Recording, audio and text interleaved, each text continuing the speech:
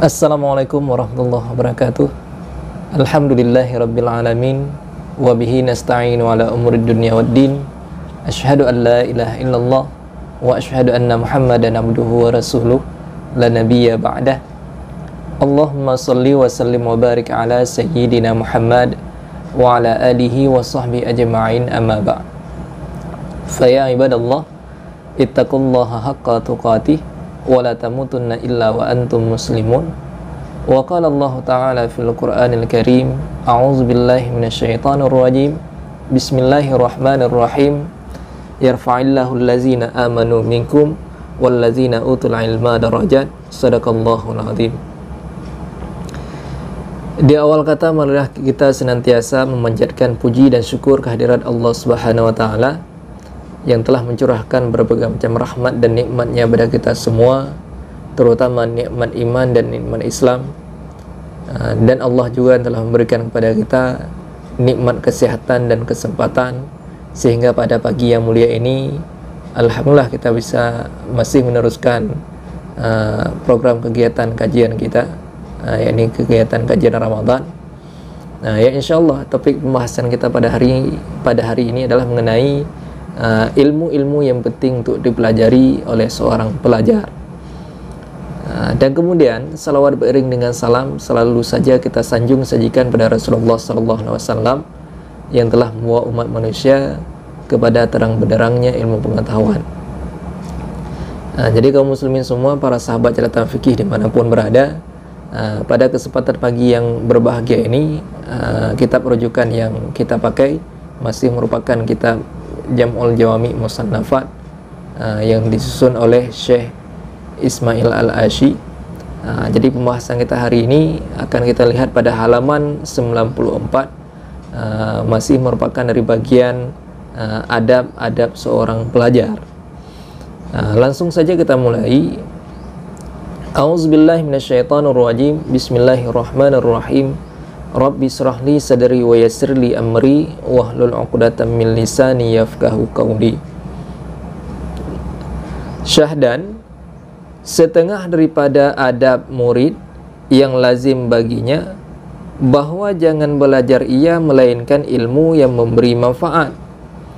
Maka ilmu yang memberi manfaat itu yang jadi bertambah takutmu akan Allah Ta'ala dan bertambah bencimu kepada dunia, bertambah pengetahuanmu akan jahat dirimu.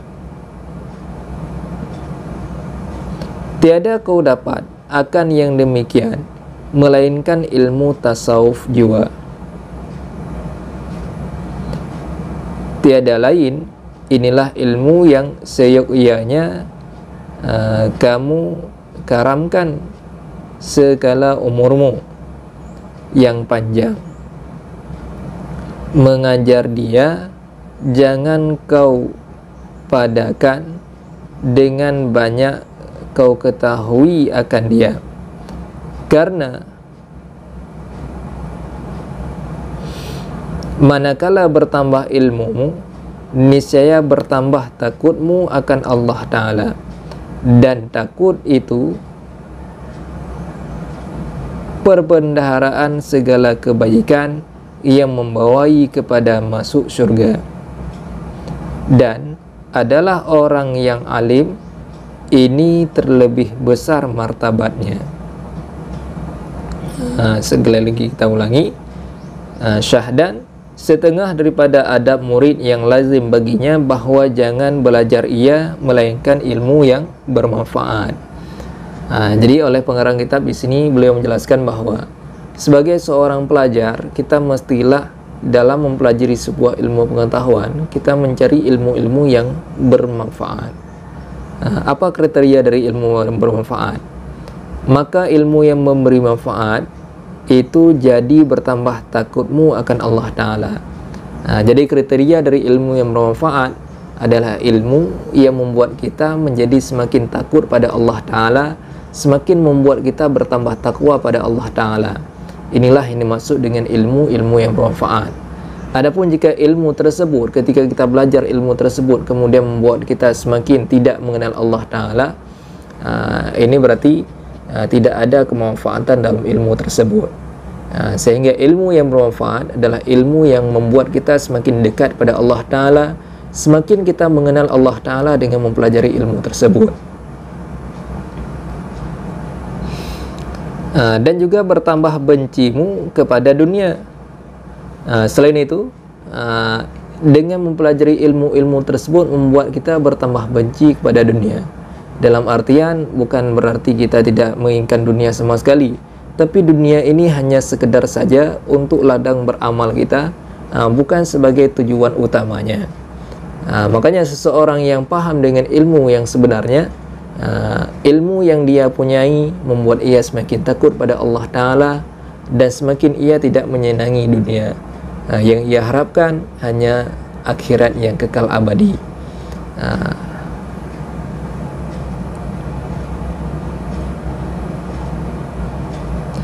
Dan kemudian lagi, bertambah pengetahuanmu akan jahat dirimu.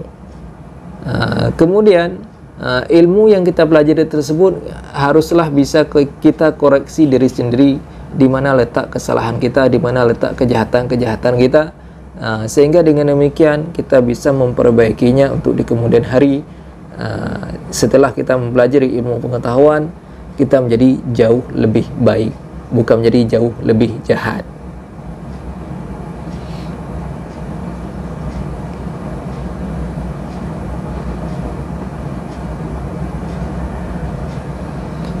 Tiada kau dapat akan yang demikian melainkan ilmu tasawuf.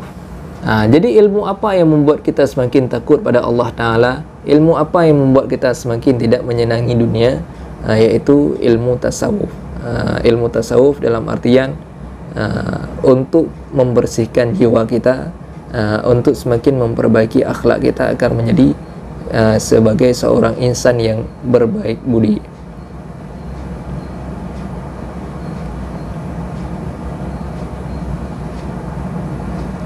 Kemudian dalam sebuah hadis Nabi bersabda, al-ulama warasatul anbiya. Sabda Nabi SAW, bermula ulama itu mengambil pusaka daripada anbiya itu. Besar martabat, demikianlah ulama pula, karena mereka itu mengambil pusaka daripada anbiya. Dan adalah bagi ulama itu 700 pangkat, yang lebih daripada pangkat mukmin. Yang antara tiap-tiap pangkat, 2 pangkat itu perjalanan 500 tahun. Demikianlah tersebut hadis. Kemudian dalam sebuah hadis Nabi SAW bersabda, al-ulama warasatul anbiya. Ulama merupakan para pewaris para nabi.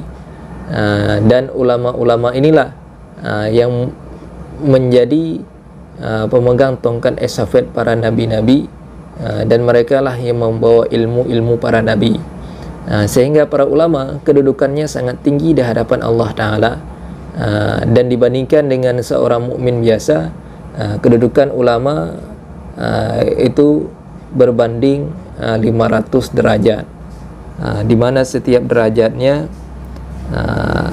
itu sejauh perjalanan 500 tahun lamanya, sebagaimana disebutkan dalam hadis-hadis yang lain. Dan tiada kau harap hasil yang demikian itu melainkan dengan sahih niatnya, yaitu dituntut ilmu karena Allah Ta'ala semata-mata. Jangan bercapai hati kepada dunia sekali-kali, maka manakala bercapai hati kepada dunia, niscaya jadilah ilmu itu akan dibuang, berhambur, tiada faedahnya. Jadi poin penting di sini kita dalam pelajari ilmu pengetahuan, niat dalam mencari ilmu itu mestilah niat yang sahih, niat yang benar. Apa niatnya? Kita dalam hal menuntut ilmu pengetahuan murni lillahi ta'ala, benar-benar karena Allah Ta'ala semata. Kita dalam mencari ilmu pengetahuan harus berniat tujuan kita mencari ilmu lillahi ta'ala, kemudian untuk menghilangkan kejahilan-kejahilan yang ada pada diri kita, bukan untuk mencari kesenangan dunia, bukan untuk yang lain-lainnya, bukan untuk dikenal orang supaya menjadi sebagai seseorang yang pintar ataupun yang cerdas. Tapi sekali lagi, niat kita dalam mempelajari ilmu pengetahuan adalah untuk mencari ridha Allah Ta'ala, bukan untuk yang lain-lainnya. Makanya penting sekali kita memahami dan mentadabburi salah satu hadis Nabi SAW, innamal a'malu binniyat, hanya saja tiap-tiap pekerjaan itu dengan niat.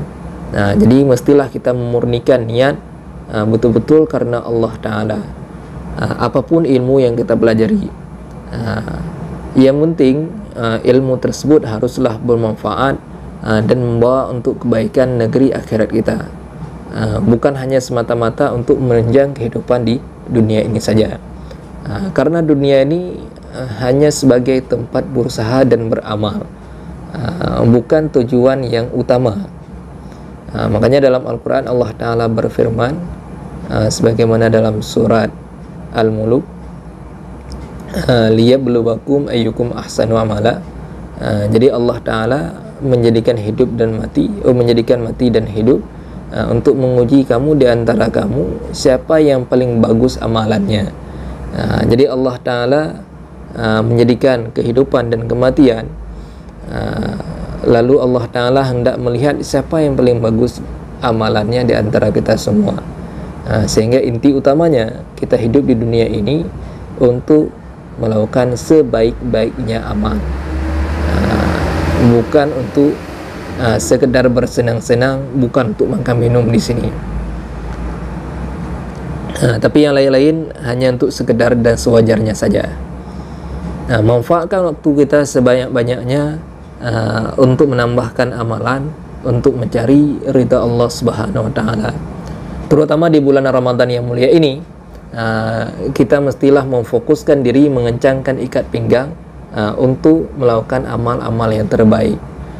Kita membaca Al-Quran, kita perbaiki bacaan-bacaan kita. Jangan sampai kita membaca hanya sekedar membaca, namun tidak kita tadabburi bacaan kita. Dan kemudian lagi, janganlah kita membaca Quran serampangan begitu saja hanya untuk kejar setoran, misalkan satu hari satu juz, tapi bacaan kita belepotan, hancur-hancuran. Bacalah dengan perlahan-lahan, waratil Qur'ana tartila, sehingga dengan demikian Al-Quran akan jauh lebih meresap ke dalam hati sanubari kita masing-masing. Mungkin untuk pertemuan kita hari ini, mudah-mudahan ada manfaatnya. Poin penting ataupun pesan utama dalam pembahasan kita hari ini adalah carilah ilmu-ilmu yang bermanfaat, yang membuat kita semakin takut pada Allah Ta'ala, ataupun semakin menyebabkan bertakwa pada Allah Ta'ala. Dan dalam hal kita mencari ilmu pengetahuan, haruslah dengan niat yang benar, tulus, ikhlas lillahi ta'ala, bukan karena yang lain-lainnya. Demikian para sahabat catatan fikih, mudah-mudahan bermanfaat. Sebelum kita akhiri, marilah sama-sama kita baca doa kafaratul majlis. Subhanakallahumma bihamdika, asyhadu an la ilaha illa anta, astaghfiruka wa atubu ilaika, wa billahi taufiq wal hidayah. Usikum bittaqwallah. Assalamualaikum warahmatullahi wabarakatuh.